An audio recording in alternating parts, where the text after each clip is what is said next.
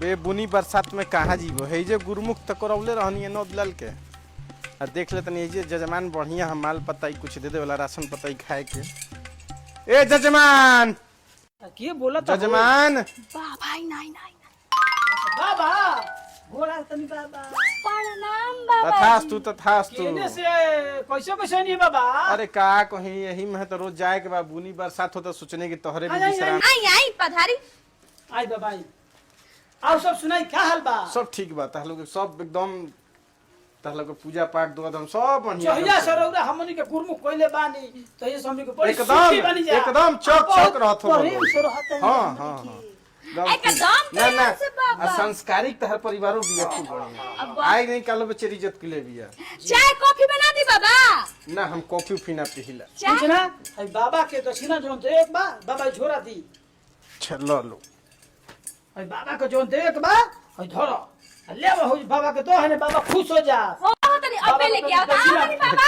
दम दे झोरा अरे बे तारा लोग के दरबार महिला पे एकदम सब भरल अरे रहला बाबा। सब एकदम प्रभु के कृपा बा और औरा के सोची ले कबो कमी ना होई कबो अरे कबो कमी ना होई हम बानी नु और आशीर्वाद रहिनु हम बानी नु आशीर्वाद दी बाबा कबो कबो कमी ना होई एकदम एकदम आशीर्वाद है। हम बम बम तो हमनी ओकर हब जब बम एकदम एकदम एकदम अरे सब ले हो अरे आवा तनी कई लोग तो हमहू चौक चौक हम एकदम आशीर्वाद रही बाबा तो एकदम एकदम सब प्रभु के कृपा बा। आ गई हाय ली बाबा ली भोर देले बानी बाबा राउर झोली।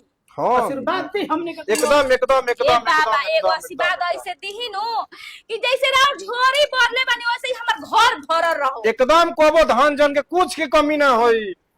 अरे एकदम ए एकदम बाबा तीन जल्दी एकदम आशीर्वाद एकदम एकदम ठीक बा हम चलो तनी ठीक बा आओ तो हम रौरा हां हां एकदम आनंद में रहो एकदम आनंद में रहो। बाबा बाबा रोज बाबा आवत और कुछ ना कुछ देते बानी वैसे रोज रोज हाथ ना 10 दिन से आवत नहीं और रोज ना रोज कुछ देते बानी अगर ऐसे ही पारी रही तो सब बाबा हमारे घर के सामान सब खलिया दियन धन दौलत। एगो बात को ही नंदनिया दिमाग ना लगेबे नु ते बाबा नु सब धन संपत्ति लेके बिला दिहन। अच्छा अब की आवे द बाकी का करी मरद ना हमर बकलोला सीधा मिल गइल बा भोले बाबा जैसे अपने लेखा दे देले बाड़न उनकर चली पूरा संपत्ति दे देता उनका चलते लाज लिहाज में दे देता नहीं भर देता नहीं झोली ए नंदनी दे दो नंदनी उठा के दे देता रही अब की आवे द मरद के त अच्छा से बस ना आइहन बाबा उनका के समझाइए दम बढ़िया तरह से। जजमान ए जजमान अरे बाड़ा हो नतलाल। हाँ बाबा ऊ कहाँ बने जजमान। प्रणाम बाबा। खुश रह सौभागवती भव। का समाचार बा।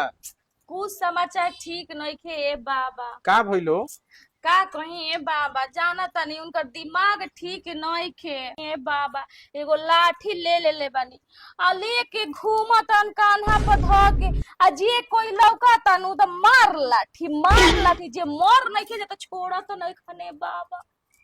ई कौन बीमारी आ कुल उनका में का जाने बाबा ऐसा स्थिति आ गइल करी बाबा उनकर दिमाग तक ठीक नहीं हमारा तो दिमाग बैठी नाश्ता लेके आवतनी बैठी बाबा लेके आवतनी। बाप रे बाप जान बाची तो कतना हम थन बटोर ले हम ऐसन ऐसन जजमान ढेर मिल रही है तो मार के मुंह आदि लाठी से नत ललवता था। अरे बाबा लुकलन काहे निकल गुलो नहीं बाबा का हो अरे काहे मुंह लटका के बैठल बड़ो बाबा आइलो ना धीरे निकल गइलन बाबा खिसिया के भाग गइलिया काहे किसिया गेलो ना बाबा आई लाठिया मंगलहन बाबा नो तो हम ना देनी ओई खातिर खिसिया के भाग गइल। अरे एगो लाठी में का बा बाबा के खिसिया देलू हमरो का लाठी दे के आवत नु का के जाई ए बाबा हली ए बाबा बहुत मिल बाबा आई रे दादा धल पीछे बाबा ए बाबा